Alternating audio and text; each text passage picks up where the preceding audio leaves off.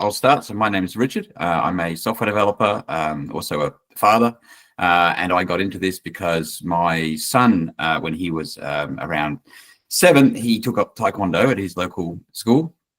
And so I went along to sit at the back, and then after a while of sitting at the back, they said, "Why don't you join in? Encourage your child to get involved." So I get involved, and fast forward 5 years, and we're both there trying to do our black belt exam. And as an older man, I found it very hard. I found I was very bad at Taekwondo. A lot of the things that were expected of me physically were very confusing to me, particularly things like they would tell you where to place your body, how to kick, how to stand, and that was not something I'd ever done growing up. So that was a real challenge for me, and I started thinking, what would help someone like me to get better at this kind of activity, any kind of physical activity where body posture, forms are critical. So anything like dancing, martial arts, that kind of thing, where they're trying to get you to stand in certain ways, move in certain ways.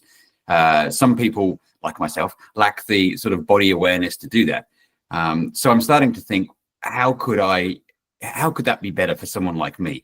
And I think whenever you're sort of blue skying these things, that the best way to do it is to kind of try and think backwards from the impossible. So you think, what would be the ideal world would be if I could have some kind of hologram that was sort of in the room with me, that was showing me where to stand, and I could physically walk up to that hologram and step inside that hologram so that I place my arms inside its arms and my legs inside its legs, and then I would know that I'm in the right place. There's a scene in that Iron Man movie where he's trying to compose a new piece of armor, and he gets like a hologram of the armor, and he actually places his hand inside the armor, and I guess that was quite inspiring to me. I was thinking that's what you could really do with, but of course such technology doesn't actually exist, so you work backwards from there, and what you get to at least is something like a augmented reality.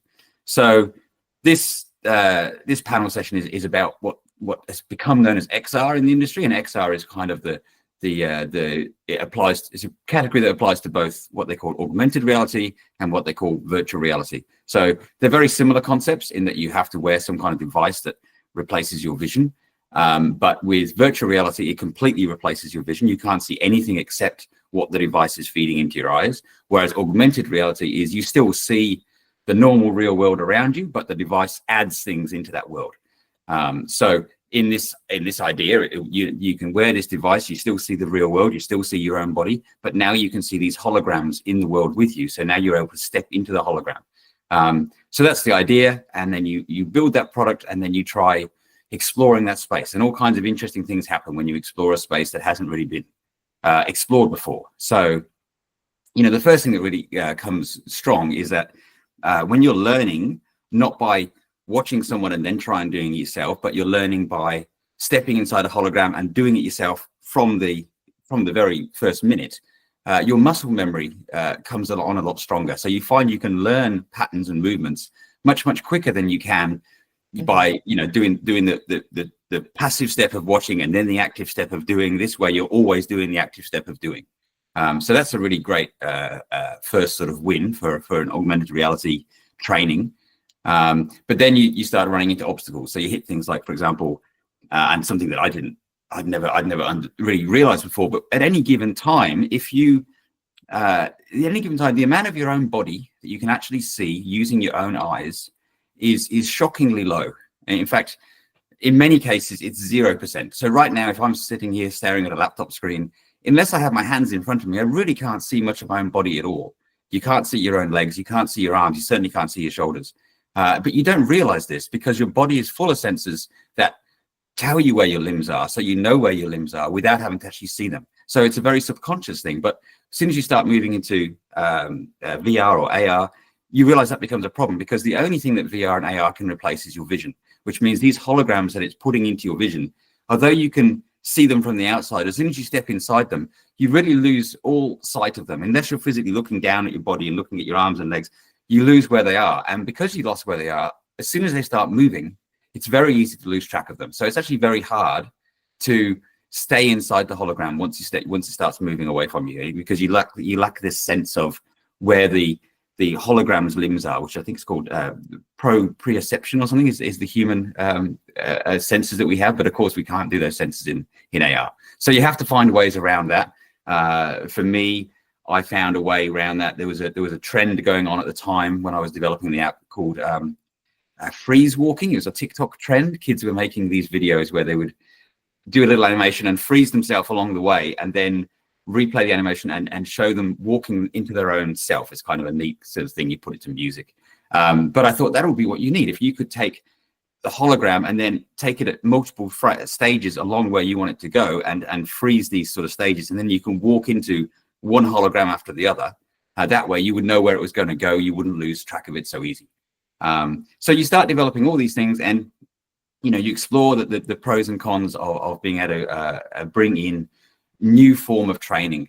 So I think it's important to stress at the outset for people that are new to VR and AR is just like any new medium that comes along, whether it's being able to watch DVDs at home or YouTube videos, it's something that you can add to the existing world of sports and sports training. It doesn't take it away from what's already there. So a lot of time when I show people the AR training type work, they're like, oh yeah, but I still prefer doing it with instructor. And we're like, that's great. I'm not trying to take away the instructor. We're trying to say this is a great tool to use either at home or when the instructor's busy.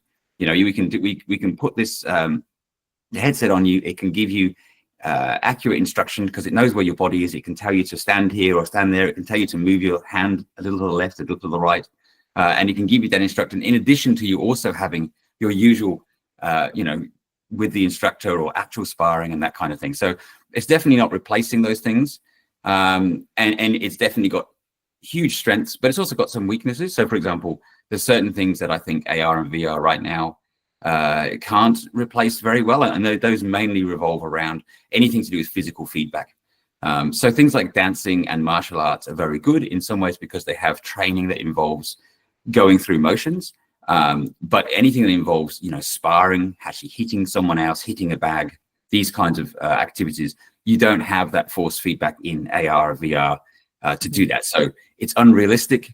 It's also slightly dangerous if you do if you throw a really big punch and there's nothing actually there to connect with, you could potentially wrench your shoulder a bit. So those sorts of areas we need to work on. But I think it's just a really interesting new space to be in. And anytime you go into a new space, there's so much to learn so quickly. And I think we're just at the start of that.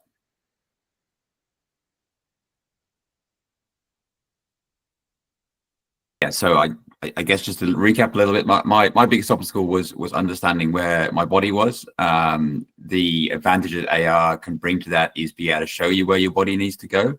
The obstacle to that is that because of lack of perception, you don't really know where the virtual body is going, but you can solve that by putting in virtual frames in between where you need to get to.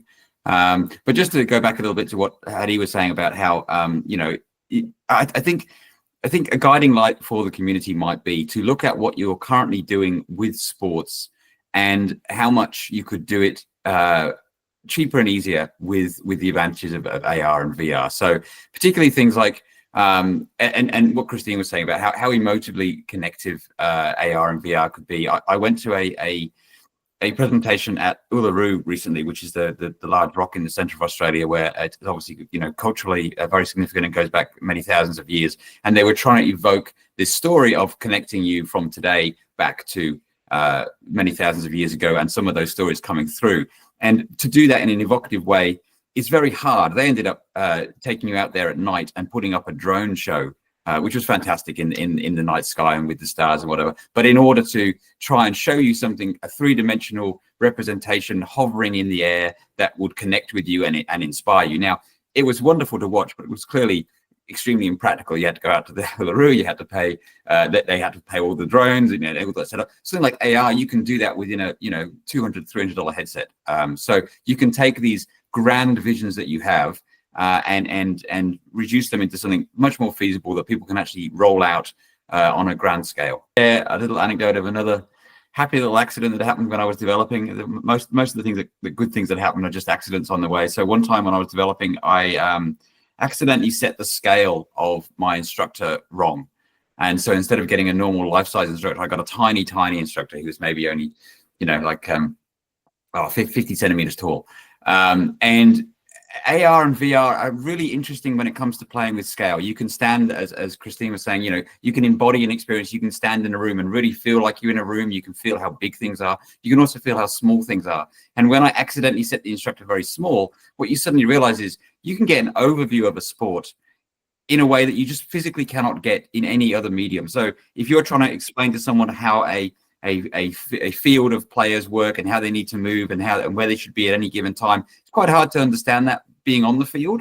Being able to have this, this godlike view of the players and be able to see them all quite small and be able to walk around them still and look at where they're going, you can get an overview of what a sport is and how what's expected of players in a way that's just not possible in any other medium. So I think the ability of AR and VR to document particularly ancient sports that people aren't necessarily familiar with how they're meant to be played and where the players are meant to be moving at any given time is really unprecedented in any other medium. So it's a really interesting thing to try and explore.